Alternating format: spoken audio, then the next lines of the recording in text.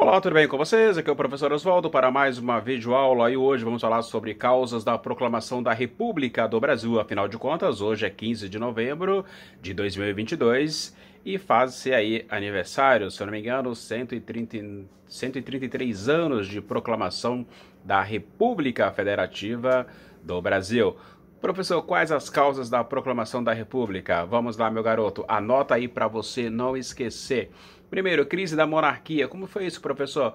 Bom, o sistema monárquico brasileiro encontrava-se, então, desgastado, logicamente, e era questionado por vários setores da população brasileira, como, por exemplo, o exército não aceitava, em hipótese alguma, mais corrupção dentro do governo. Isso mesmo, corrupção dentro do governo monárquico. E algumas imposições feitas, né, pelo imperador também foram questionadas pelos militares, e entre elas, né, a proibição de oficiais do exército brasileiro em se manifestar na imprensa sem autorização do ministro da guerra. E aí então os membros da Igreja Católica Brasileira, né, também estavam descontentes com o governo de Dom Pedro II, pois havia então muita, digamos assim, interferência real nos assuntos religiosos. E a monarquia, como você sabe, era um sistema enfraquecido no contexto mundial. Né, no final do século XIX, muitos países importantes já haviam então adotado a república, que possibilitava então maior participação política dos cidadãos. E no Brasil, a classe média brasileira, disse a classe média brasileira, os estudantes e profissionais liberais, né, simpáticos ao regime republicano, passaram então a fazer oposição à monarquia brasileira, porque eles queriam a implantação da república para que pudesse então, digamos assim, ganhar poder e influenciar, né, nas decisões políticas e administração do país chamado Brasil. Então aí você tem essa primeira parte, né, que havia também um grande descontentamento dos fazendeiros. Sim, o agronegócio já existia naquele período ali.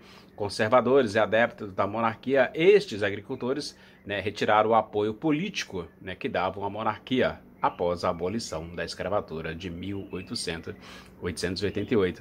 Estes fazendeiros eram proprietários de grandes, né, ou grandes quantidades, né, de escravos, né, e não receberam ali indenização do governo após a abolição. Ao invés dos escravos receberem uma indenização, quem recebia, na verdade, eram os fazendeiros. Então, os setores progressistas do Brasil eram contrários, então, a uma série de situações mantidas pelo regime monárquico, pois, ou tais como voto censitário, né, falta de justiça social, miséria, ensino público para poucos, elevado índice de analfabetismo.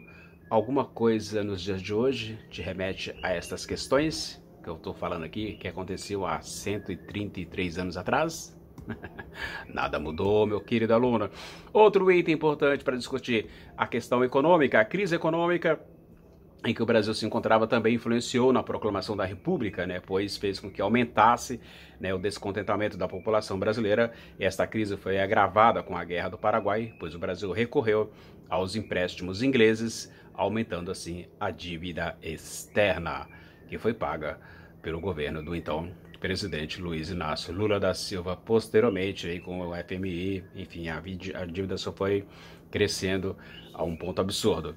Uma outra questão, né, um terceiro ponto, influência do positivismo. Sim, o positivismo, uma corrente filosófica que surgiu na França no século XIX e que ganhou força no Brasil, né, no final deste século. Militares, profissionais, liberais, intelectuais defendiam, né, os ideais positivistas, e estes ideais eram favoráveis ao regime republicano e, portanto, contrários à monarquia.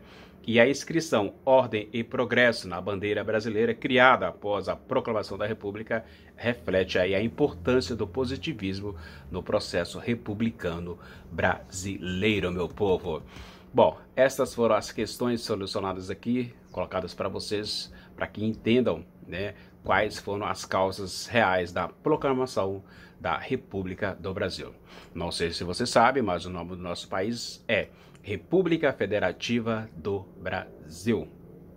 É isso. Se você gostou desta videoaula sobre a proclamação da República, 15 de novembro, hoje, feriado, que muita gente nem sabe o que está comemorando, eu só peço uma coisa: deixe o seu like, inscreva-se no canal e compartilha para aquela pessoa que diz saber de tudo. Beijo, tchau.